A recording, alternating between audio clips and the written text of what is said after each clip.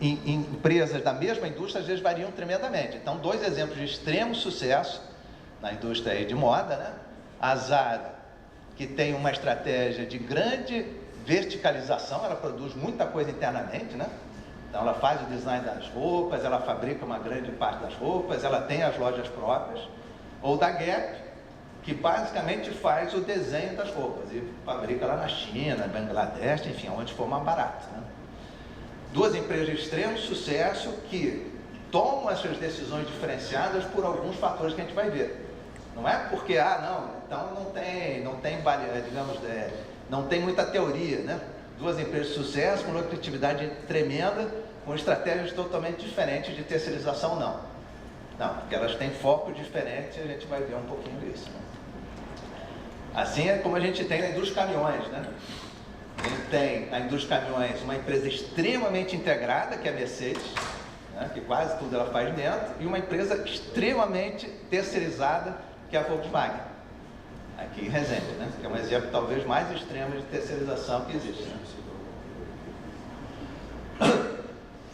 Isso aqui é que tem algumas indústrias, que isso é importante, né? Vocês que trabalham em várias indústrias, que é mais ou menos entre os elos tem, no caso do minério de ferro e aço, em geral é terceirizada. São poucas empresas que têm integração vertical. Alguém sabe de alguma empresa, né, de minério de ferro? Alguém é da indústria de minério? Quem é integrado entre a siderurgia e o minério de ferro? Que tem os dois elos? Poucos. Hã? São poucos. Muito poucas, exatamente isso. Porque em geral é terceirizado. Um exemplo no Brasil, CSN, exatamente. Então, a CSN ela começou com uma empresa siderúrgica e integrou para trás, né, na mina lá de, como que é, não sei que lá, velha, Casa da Pedra. Hoje, siderurgia do país, praticamente todas têm mineração, né? Mas é parcial. Parcial. A CSN, a mina dela, ela consegue suprir 100% das operações da CSN. Perfeito. Então ela chega ali até folhas de aço aqui. Mas, por exemplo, ao contrário, por exemplo, a Vale ela não atua na siderurgia como integração. Ela tem uma participação na CSA, minoritária, mas ela não participa do elo seguinte, né? A Usiminas acho que também, ela não tem minério, né? Não, a Usiminas tem minério, só que a mina dela, ela não consegue suprir. É uma integração parcial, perfeito. Mas, em geral, no mundo todo, essas relações não são relações de integração vertical. É raro, né, ter isso. Já ao contrário, quem produz folhas de aço, que é para fazer essas latinhas que a gente compra, né, produto alimentício, etc., que vem naquelas latinhas de aço, em geral é integrado. A mesma empresa que faz o aço, faz o negócio do aço, faz a folha de aço. Aí tem lá razões técnicas, né? Que se a gente tivesse tempo mais, a gente explicaria. Então, é importante na indústria que vocês atuam, é mapear essas coisas e dizer o seguinte, em geral, as empresas terceirizam aqui e não terceirizam aqui. Até para vocês balizarem internamente, dizendo, ó, se o executivo está fazendo besteira ou não. Porque, enfim, a gente como professor dá muita prova, né? E a gente pega sempre casos práticos, né? O cara toma uma decisão lá nos Estados Unidos de fazer a terceirização assim, assim, assado. Né? E, em geral, o cara, né, quando está contra a teoria, quebra a cara, né? Daí o aluno pergunta, pô, mas como que um CEO vai tomar uma decisão tão estapafúrdia quanto essa, né? Que é totalmente contrária à teoria e totalmente contrária realmente ao resultado que depois deu, né? Um exemplo foi a Boeing, né? Que terceirizou demais e teve prejuízos bilionários no 787, né? Se você olhar a teoria, claramente ela cometeu um erro estratégico, está lá, mapeado, né? E o cara tomou. Tem uma empresa, né? Alguém é do ramo de petróleo aí? A refinaria é uma coisa difícil, né? Muito difícil, né? Qual a empresa cresceu? Logo logística, mas a gente possui investimentos dentro de refinaria. Por exemplo, a Delta tomou uma decisão de terceirizar não, integrar verticalmente uma refinaria. Ela foi lá e comprou uma refinaria. Botou para dentro da Delta, é o Delta Airlines, é uma empresa. Então, uma decisão muito complexa, né? Então, se a gente olhasse a teoria, dizer, pô, esse CEO, ou ele é um iluminado, tem isso também, né? O CEO tem esse cara, ele quebra todas as teorias de dar certo, né? Ou ele talvez tenha cometido um erro estratégico. Então, agora vamos focar o que é terceirização. Vamos formalizar a terceirização. Primeiro, o que é terceirização, né? Quem trabalhava na década de 80, que foi o primeiro grande boom da terceirização no mundo, e no Brasil também. Terceirização, o que era? Era você pegar uma área dentro da tua empresa e passar para um fornecedor externo. Aí o que se fazia? Você demitia os teus funcionários, o fornecedor externo contratava aqueles funcionários, às vezes você até alienava os ativos, né? A empresa comprava um maquinário, etc, etc. Então, essa foi a primeira grande definição de terceirização. Terceirização era você pegar alguma atividade que é feita internamente e você jogar para fora da tua empresa. O segundo grande boom de terceirização é a primeira definição que está colocada aqui, esse McIver aqui, que é: terceirização não é só aquilo que você coloca para fora, né? Aquilo que você tem internamente e coloca para fora. Não, é também tudo aquilo que você poderia fazer e por alguma decisão estratégica você não quer internalizar. Então você continua terceirizando. De repente, uma montadora que não quer internalizar, de repente, a fabricação do freio. Ela poderia fabricar o freio, mas ela toma uma decisão estratégica, ela não internaliza aquele freio. E a segunda definição é a definição hoje mais usada. Terceirização é qualquer coisa que você compra de terceiros. Então, qualquer compra de insumo, de material do escritório, etc., é considerada terceirização. Então, hoje, terceirização é bem ampla, né? Tudo aquilo praticamente que compras, o papel de compras faz, é terceirização. Você está usando um fornecedor externo para fornecer um insumo, né? Um produto, um serviço para a tua empresa. Isso aqui é um dado do CAPES, né? O CAPES é o Center of Advanced Purchasing Studies, né? É um centro americano que faz estudo de compras. Então, qualquer tipo de estatística que vocês precisem, de quanto que é terceirizado determinada indústria, quais são os principais processos de compras usados nas principais empresas americanas, o CAPES tem. Então, é uma excelente referência, né, para quem é área de compras, né, para trazer insumos, indicadores.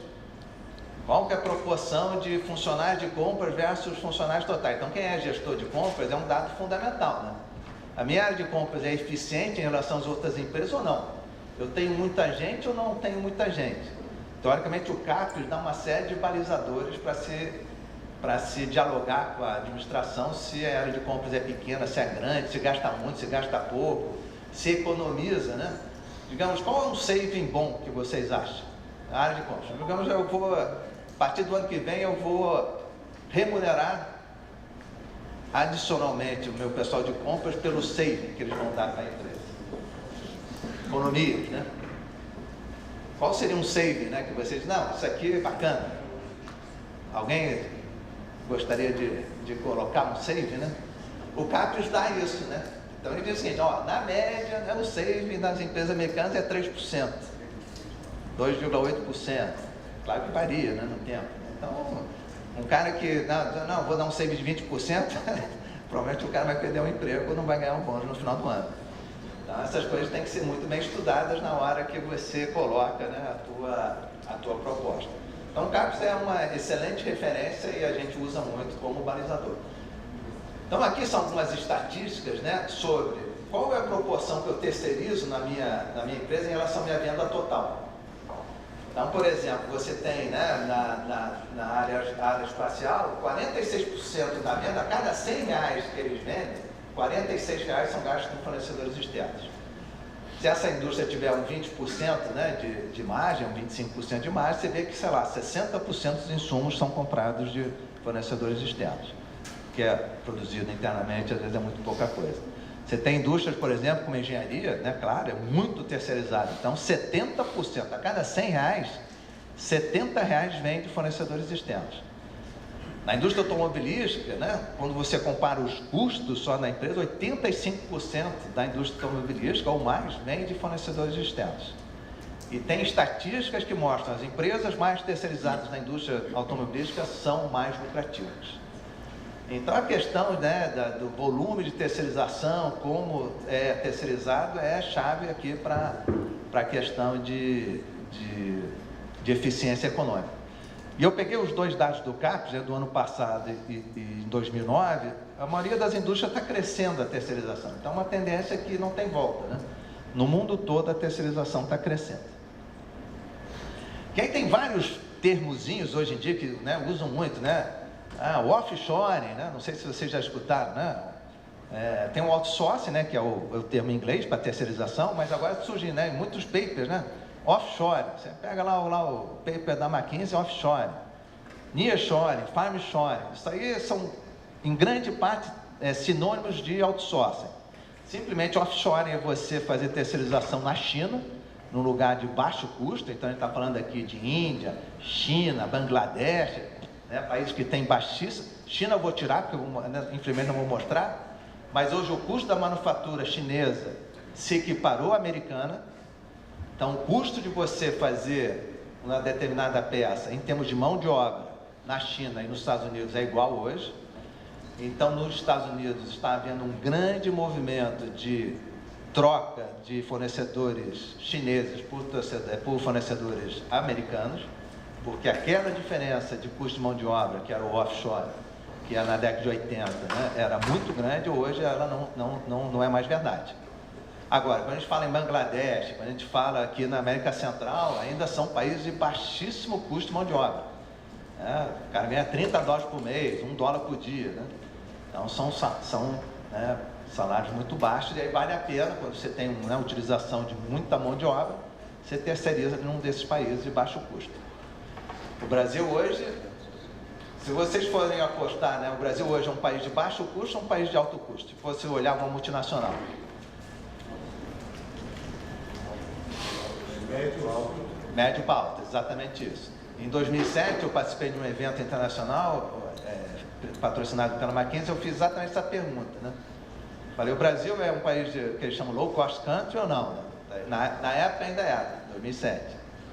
Já em 2014 é exatamente o contrário, né? O Brasil ficou um país muito caro, várias dimensões. O nearshoring, enfim, você fazer terceirização para perto do teu país. O farmshoring, você fazer terceirização dentro do teu país, mais, por exemplo, no Nordeste, que o custo é baixo. E o onshoring, você fazer terceirização na esquina, por causa da vantagem logística. Então são um monte de palavrinhas muito parecidas, né, mas que hoje em dia tudo significa a mesma coisa, só com essa questão geográfica sendo definida, né?